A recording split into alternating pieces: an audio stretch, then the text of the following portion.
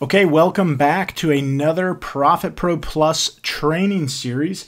Today we're going to focus specifically on the manual loader process for Profit Pro Plus. There are three different types of loaders, as we've discussed before. You've got the auto loader, which is the easiest and best solution. This is the one that is set up for you when you purchase the program, and it automatically uploads your PMix data from your POS system.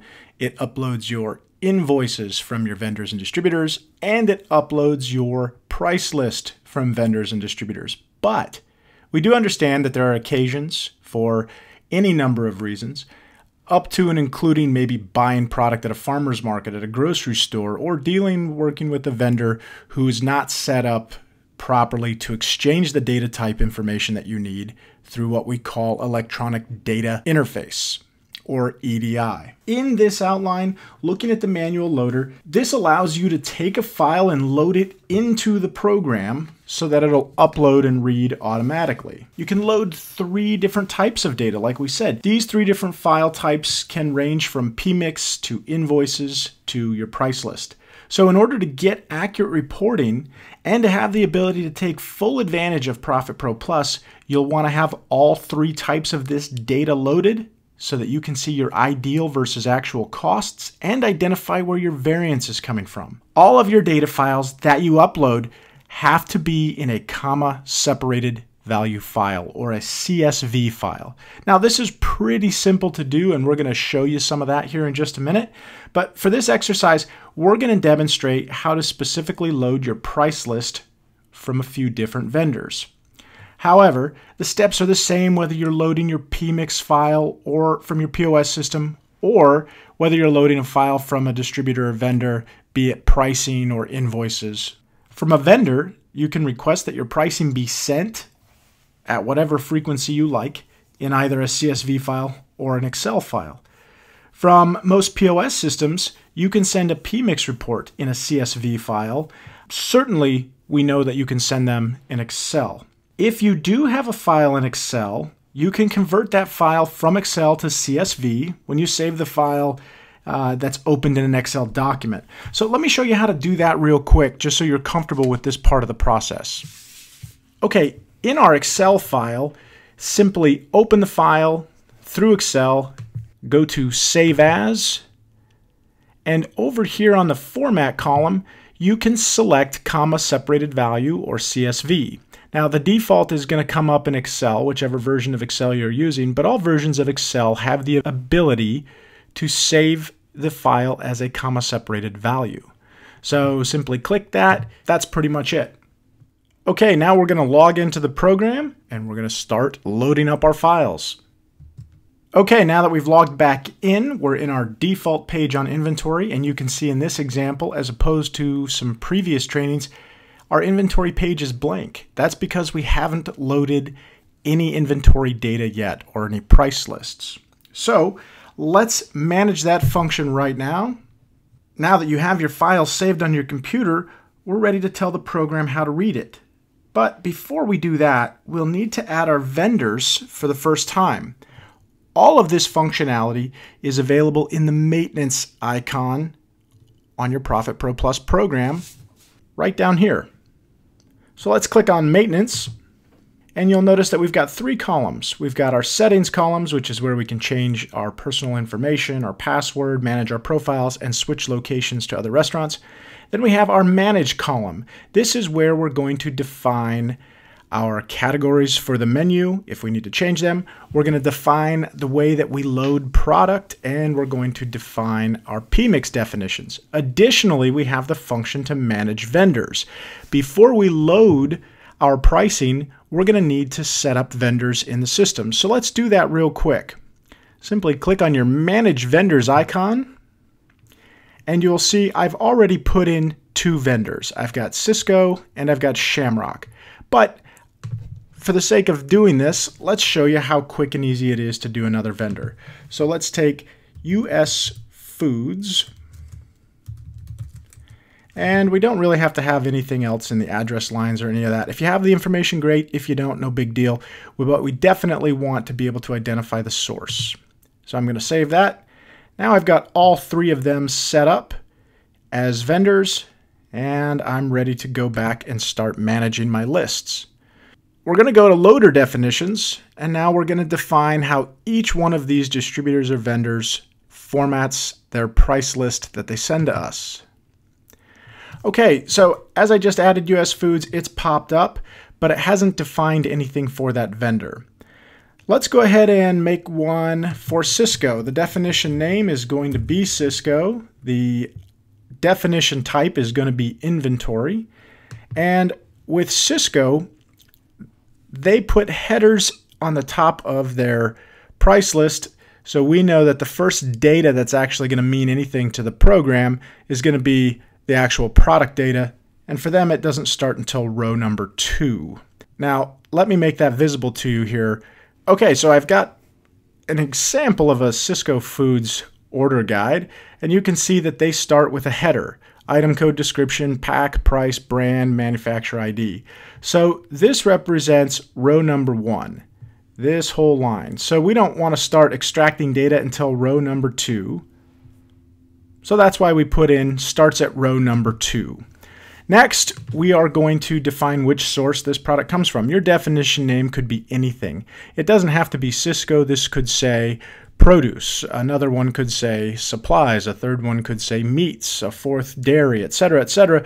But for use of this demonstration, I'm just going to call the definition name Cisco, and I'm going to call the source Cisco. Once I have that done, we're going to hit save. And now Cisco pops in. Now that I've selected Cisco, you can see over here the definition in the way that it's going to read the spreadsheet. So the spreadsheet is going to start with columns that go up and down. So the first column is item code. The next column over would be item description. And let's go back and take a look at that slide that'll show you how this is organized. So you can see with Cisco, our default definitions for inventory are item code, item description, pack size, unit price, brand, and manufacturer ID. And you can see how they list theirs. Item code matches, description matches. The name in the header does not matter whatsoever, just so long as the data is the same. Pack size, that matches. Unit price, that matches. Brand, manufacturer ID, manufacturer ID. So that all matches. So for Cisco, this setting is actually perfect. Now we need to do Shamrock Foods. I'm going to change the name of this one to Shamrock Foods. And we're also going to start in row number 2, and we're going to select Shamrock Foods. Save that. And now let's come back and look at this way that the default is set up. Now we can see a little bit of a difference. They do go item code. They do go description, but instead of pack size, they go brand.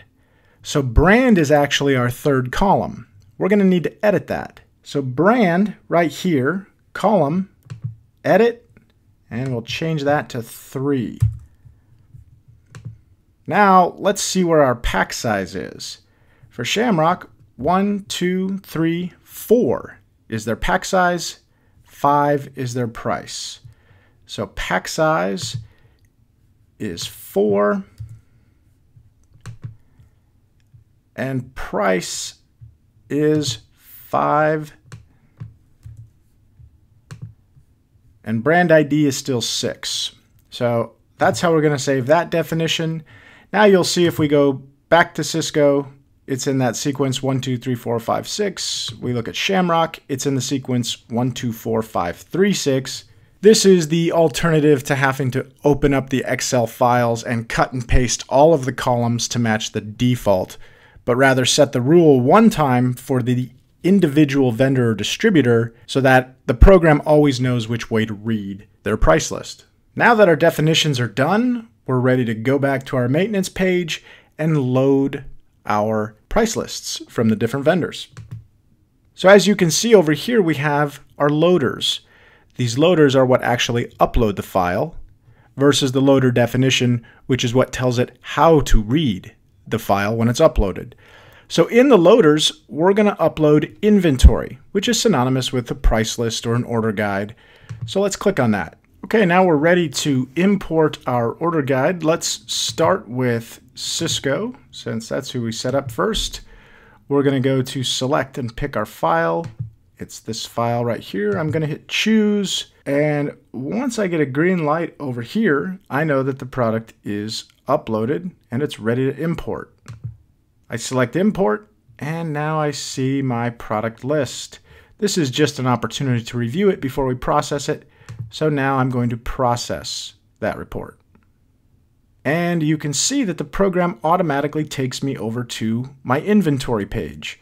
On my inventory page, I now see my source of my product description, and I see my case price, my pack size, but I also identify the crown jewel of the Profit Pro Plus program. From our pack price, with a database of over 90,000 unique pack sizes, our system is able to identify what is the most common recipe breakdown application.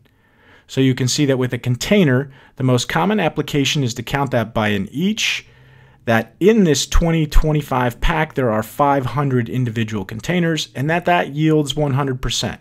Now, our program is going to assume that every product yields 100% because each chef, operator, restaurateur tends to manage their yields a little bit differently. So the one piece of management that you'll have to do with the program at this point is to go through your list and make sure that your recipe units, your recipe pricing, your recipe portioning, and your yields are edited the way that you want. You've got an edit function over here on the left.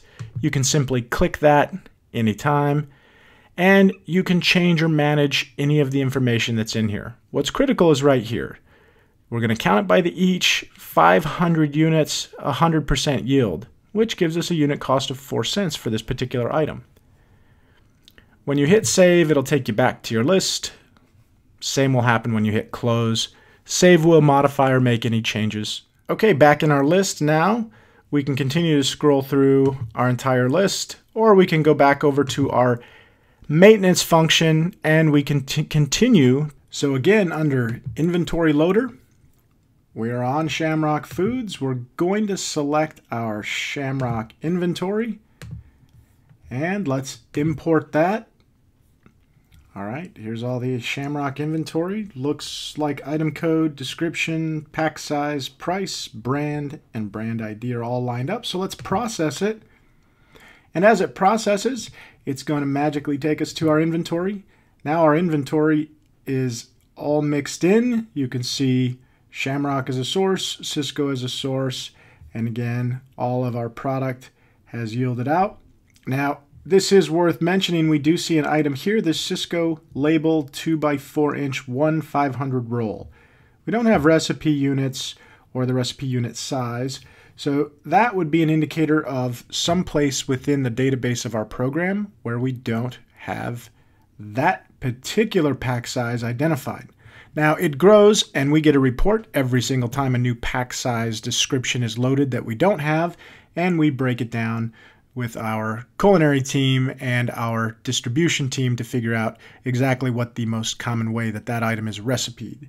So that's going to wrap up the tour for this particular episode on the manual loaders training.